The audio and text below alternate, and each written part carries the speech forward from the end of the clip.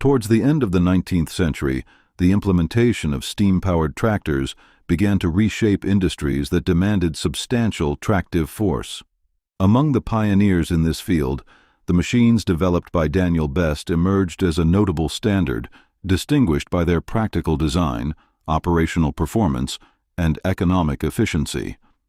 These steam-powered units demonstrated utility across diverse terrains, operating in the forests of California and serving as steam-driven transport for cargo across the San Bernardino County desert. Beyond their industrial application in resource extraction and logistics, the engineering advancements introduced by Best contributed to the mechanical capabilities available to California agriculture.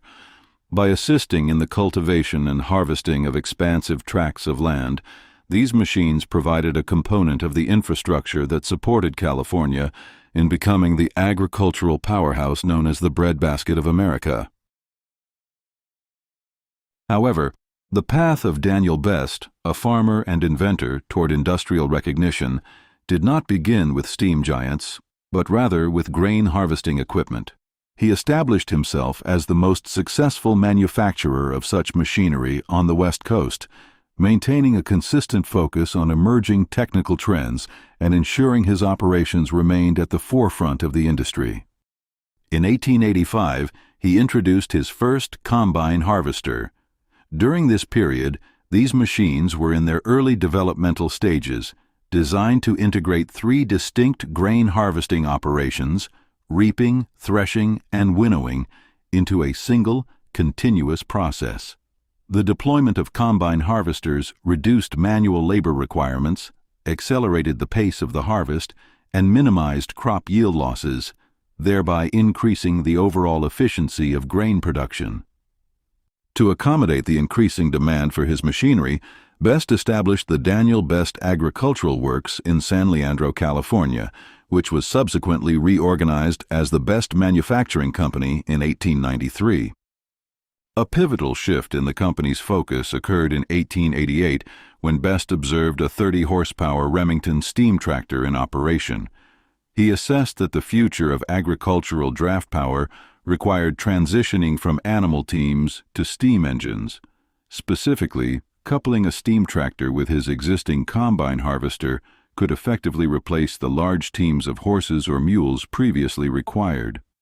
Acting on this operational assessment, Best acquired the Remington patents and produced his first internally manufactured steam tractor by February 1889. The design of the Daniel Best traction engines was centered on a massive steel frame, which provided the machine's primary structural foundation. A key engineering achievement was the implementation of a spring suspension system for both the boiler and the drive wheels. This system effectively dampened shocks and vibrations during operation on uneven terrain, thereby protecting the integrity of the boiler's riveted joints from structural failure. The power plant was also secured directly to this frame, utilizing a duplex engine configuration. Within this system, the pistons, featuring a 9-inch bore and 9-inch stroke, drove the main crankshaft via connecting rods. Torque was then transferred from this crankshaft through a sequence involving a gear, an intermediate shaft, and smaller driving pinions. These pinions engaged with the internal gear-toothed periphery of the two large drive wheels, transmitting the torque necessary to propel the 11-ton machine. To ensure consistent drive operation on uneven terrain, the engine incorporated spring-loaded rods. These components maintained the gears in constant engagement, even when the drive wheels shifted in relation to the main frame. The engine was also equipped with a 52-inch diameter band wheel, which served as a belt drive for stationary operations while simultaneously acting as a balance wheel. The boiler featured a hybrid design that combined vertical and horizontal elements. The primary vertical body, measuring 4 feet in diameter, housed 158 2-inch flues, each 5 feet in length, while the furnace was configured horizontally. This arrangement provided effective natural draft and a compact footprint. The entire unit was fabricated from steel with a tensile strength of 60,000 pounds, tested to 200 pounds per square inch, and offered 480 square feet of heating surface. The vertical boiler architecture facilitated a degree of steam superheating, which enhanced operational efficiency and allowed for the use of various fuels, including wood, straw, and coal, though oil was the preferred fuel source. This design also provided significant safety advantages over conventional horizontal or locomotive-type boilers. In horizontal configurations, descending a slope could cause the water to shift forward, exposing the crown sheet to heat from the firebox while left uncovered by water. If the operator did not manage this properly, the return of water onto the overheated metal could result in a boiler explosion. To supply the boiler with water, the engine was equipped with both a pump and an injector, which delivered water in a near-boiling state, having been preheated by exhaust steam via dedicated heaters. The feedwater tank had a capacity of 900 gallons, providing sufficient range for 8 to 9 miles of operation at full capacity. The engine was equipped with enormous steel drive wheels, measuring 8 feet in diameter with tire widths between 40 and 60 inches for agricultural use, which ensured low ground pressure and enhanced off-road capability. The front lead wheel measured 5 feet in diameter with a tire width of 15 to 20 inches. With the exception of the cab, constructed from Oregon pine, all materials used in the engine's assembly were steel and iron. The 1889 models featured a 50-horsepower engine, while subsequent iterations introduced from 1897 increased power to 110 horsepower. Daniel Best traction engines were operated for plowing across various regions of the Pacific Coast, demonstrating effectiveness on soil types ranging from light sandy loam to dense, dry adobe clay.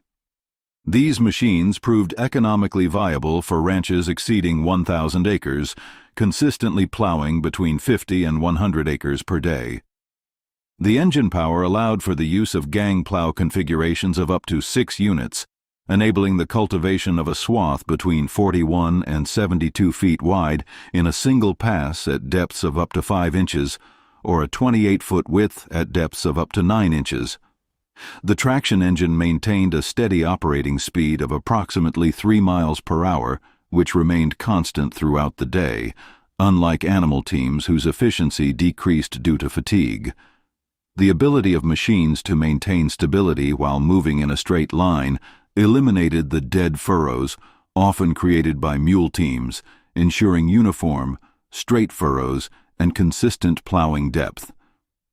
Demonstrating high versatility and power, one operator attached a 12-foot plow, a 12-foot seeder, 50 feet of harrows, and a roller to a single 50-horsepower engine, creating a procession approximately 100 feet in length. Operators also reported that these traction engines demonstrated high-grade climbing capability, effectively ascending steep hills without slowing down. Beyond plowing, the Best traction engines performed various farm duties, including towing or driving stationary equipment via a belt-driven power takeoff. These units operated throughout the season with minimal downtime and no significant mechanical failures, provided there was a well-organized logistics line for water and crude oil supply. However, Daniel Best focused on increasing the efficiency of harvesting, which remained a significant challenge for American farmers, particularly in California. By then, other inventors were already working in this direction, exploring combined methods of reaping, threshing, and winnowing. Hiram Moore of Michigan had built and patented the first such combine harvester as early as 1835. It was a 15-foot machine pulled by a 20-horse team. Daniel Best developed his combine harvester and commenced production around 1885, slightly preceding the Holt brothers, who are credited with creating their first combines in 1886. These early machines functioned essentially as mobile threshing units, equipped with side-mounted headers and platforms for bagging the grain. They were pulled by horse teams, while the internal mechanical components were driven via a power transmission linked to the combine's ground wheels. Daniel Best manufactured these harvesters for over 2 decades, implementing continuous improvements to the threshing, separating, and cleaning mechanisms, as well as enhancements for hillside performance, which led farmers to designate his models as the king of the field. The harvester followed a classic operational sequence where grain was cut by the header and fed into the thresher, consisting of a threshing cylinder and a toothed concave. It then moved to the separator, where a long grain carrier, shoe with end shake, straw rake, pickers, and beaters, along with an air-blowing system, completely separated the grain from the straw and chaff before it was moved by a grain elevator to the supplemental cleaner and finally to the sacking platform. On the Pacific Coast, best harvesters were recognized as having the best grain cleaning devices in the trade. A distinctive feature of this system was its ability to automatically maintain a horizontal position using a system of levers and weights that adjusted according to the hillside's incline. The machine featured a two-part hinged frame construction, which enabled problem-free operation on slopes of up to 30 degrees. The working mechanisms were driven by the bearing wheels. The main left bearing wheel powered the threshing, separating, and cleaning systems, while the right side bearing wheel drove the header mechanisms. These harvesters typically required teams of 24 to 26 horses to operate. For safety, the main left wheel and the steering wheel were equipped with effective band brakes, designed so that the levers could be easily operated by the driver, header operator, or sacking operator to control movement on slopes or in the event the team of animals became startled. Depending on field conditions, these harvesters could cover 40 to 80 acres per day, with owners reporting achievements such as harvesting 1,500 acres in 31 days. The later models of best harvesters featured the standard-level land harvester with a 40-inch separator, 30-inch cylinder with 10 bars, and header widths of 14, 16, 18, or 20 feet, as well as the junior side hill harvester with a 36-inch separator, 26-inch cylinder with 10 bars, and header widths of 12 or 14 feet, alongside smaller versions of these models identified by the name Baby.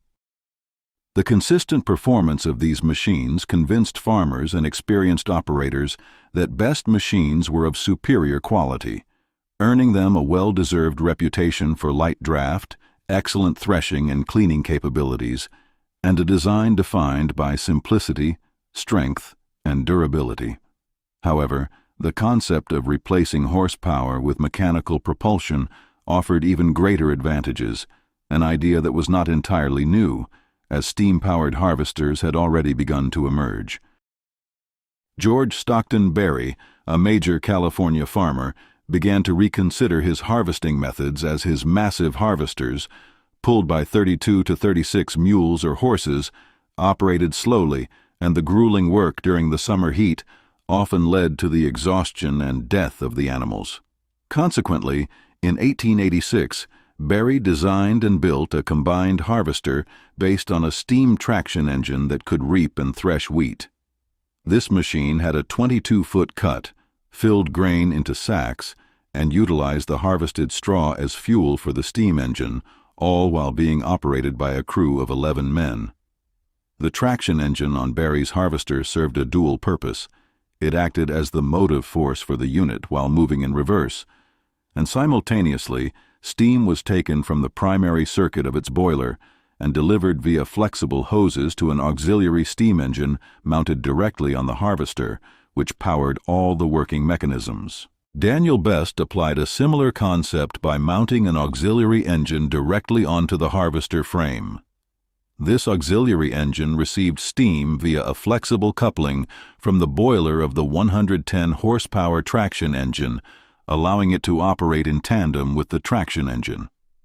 The auxiliary engine served as the drive for the header, threshing cylinder, separator, and cleaning mechanism, ensuring uniform and stable operation of all components regardless of field conditions or the harvester's ground speed.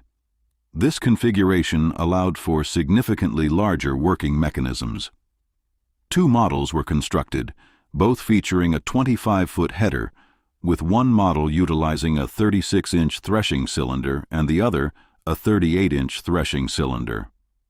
the capacity of all other working elements was increased accordingly, enabling these machines to reap, thresh, clean, and sack an average of 1,000 to 1,200 sacks of grain, or between 75 and 125 acres, in a single day.